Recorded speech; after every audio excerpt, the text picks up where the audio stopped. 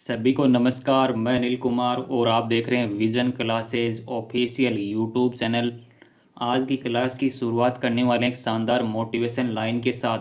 यानी मंजिल यूं ही नहीं मिलती राही को, दिल में एक जुनून सा जगाना होता है। पूछा चिड़िया से घोंसला कैसे बनता है, बोली तिनका तिनका उठाना पड़ता है। तो इस प्रकार से क्लास का करने वाले हैं शानदार तरीके से आगाज़। यानी आप में भी किसी काम को करने की जिद है तो आप बिल्कुल सफलता प्राप्त कर सकते हैं। आज का अपना शानदार टॉपिक होने वाला है इटार्ड अभिक्रिया। इंग्लिश में बात करना चाहें तो इटार्ड रिएक्शन, यानी अभिक्रिया को हम बोलने वाले हैं रिएक्शन। यानी एग्ज़ाम की दृष्टि से वेरी इंपॉर्टेंट सेशन होने वाला है। यानी 100% छपने वाला सेशन होगा या 100% छपने वाला टॉपिक होने वाला है। किस प्रकार से एग्ज़ाम में क्वेश्चन पूछा जाएगा, यानी आपको यदि पूछा जाए इटार्ड अभिक्रिया का रासायनिक समीकरण लिखिए, तो आपको केवल रासायनिक समीकरण ही लिखना होता है एग्ज़ाम में।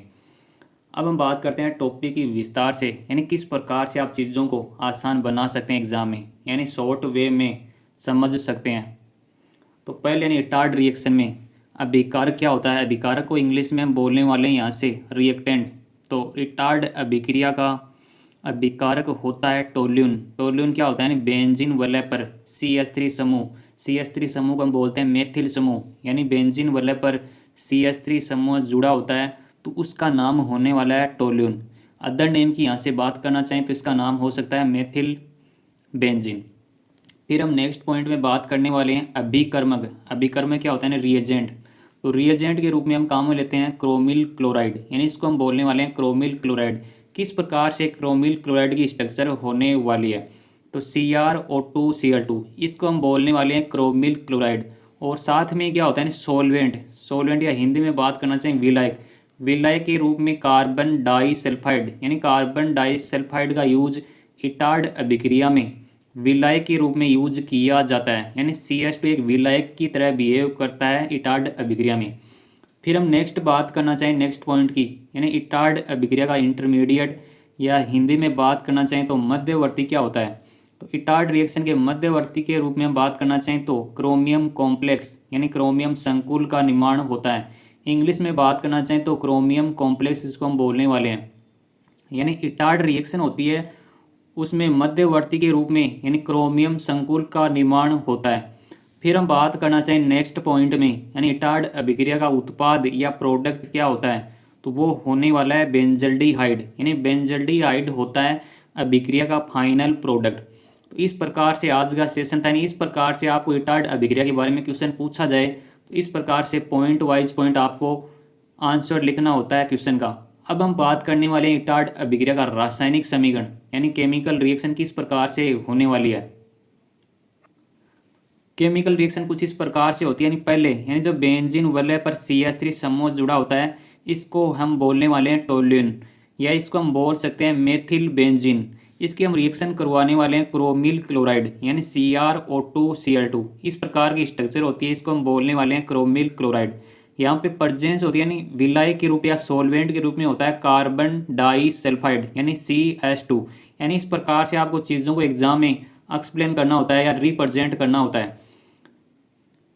तो मध्यवर्ती के रूप में किसका निर्माण होने वाला है इटार्ड रिएक्शन में, तो क्रोमियम संकुल या क्रोमियम कॉम्प्लेक्स का निर्माण होता है। फिर नेक्स्ट स्टेप में क्या होता है, यानी क्रोमियम संकुल का नेक्स्ट स्टेप में करवाया जाता है अम्लीय जल अपघटन। इंग्लिश में बात करना चाहें तो एसिडिक हाइड्रोलाइसिस हम करवाने वाले हैं। यानी H3O पॉजिटिव की प्रेजेंस में रिएक्शन होने वाली है, इसको हम बोलने वाले हैं हाइड्रोनियम आयन। यानी इसका नाम क्या होने वाला है, हाइड्रोनियम आयन। यानी क्रोमियम कॉम्प्लेक्स या क्रोमियम संकुल का हम जल अपघटन करवाते हैं या एसिडिक हाइड्रोलाइसिस करवाते हैं तो उत्पाद के रूप में किसका निर्माण होने वाला है, बेंजल्डिहाइड। यानी बेंजीन वलय पर CHO समूह जुड़ा होता है, इसका नाम होने वाला है बेंजल्डिहाइड। तो इस प्रकार से आज का सेशन था इटार्ड अभिक्रिया के बारे में। अब हम देखने वाले हैं इटार्ड अभिक्रिया की थ्योरी किस प्रकार से होने वाली है, इन किस प्रकार से आपको चीज़ों को एग्जाम में रिप्रेजेंट करना होता है। यानी आखिर क्यों रुक जाते हो 2 दिन की मेहनत के बाद, बीज से फसल बनने में थोड़ा समय लगता है। यानी आप भी यदि लगातार मेहनत कर रहे हो आप, तो सफलता आपको बिल्कुल मिलने वाली है। अब हम बात करने वाले हैं इटार्ड अभिक्रिया की थ्योरी, यानी किस प्रकार से शानदार पॉइंट होने वाले हैं। तो फर्स्ट पॉइंट अपना होने वाला है जब टोल्यून की अभिक्रिया हम करवाने वाले हैं क्रोमिल क्लोराइड, यानी CrO2Cl2, इसको हम बोलने वाले हैं क्रोमिल क्लोराइड। यानी जब टोल्यून की अभिक्रिया क्रोमिल क्लोराइड के साथ CH2 यानी कार्बन डाइसल्फाइड विलायक की उपस्थिति में करवाई जाती है तो मध्यवर्ती के रूप में यानी क्रोमियम संकुल का निर्माण होता है। फिर हम नेक्स्ट पॉइंट की बात करना चाहें तो क्रोमियम संकुल का आगे अम्लीय जल अपघटन यानी एसिडिक हाइड्रोलाइसिस करवाते हैं या करवाया जाता है तो एल्डिहाइड का निर्माण होता है। एल्डिहाइड का भी एक स्पेसिफिक नाम होने वाला है इटार्ड अभिक्रिया में, यानी बेंजल्डिहाइड का निर्माण होने वाला है। फिर हम बात करना चाहें नेक्स्ट पॉइंट की, यानी इस अभिक्रिया रिएक्शन को हम बोलने वाले हैं इटार्ड अभिक्रिया, या इस अभिक्रिया को हम इटार्ड अभिक्रिया के नाम से जाना जाता है। तो इस प्रकार से आज का सेशन था इटार्ड अभिक्रिया, यानी 100% आपको पूछा जाने वाला क्वेश्चन होने वाला है यहाँ से। तो आपको इस प्रकार से रिप्रेजेंट करना है चीज़ों को आसान वे में।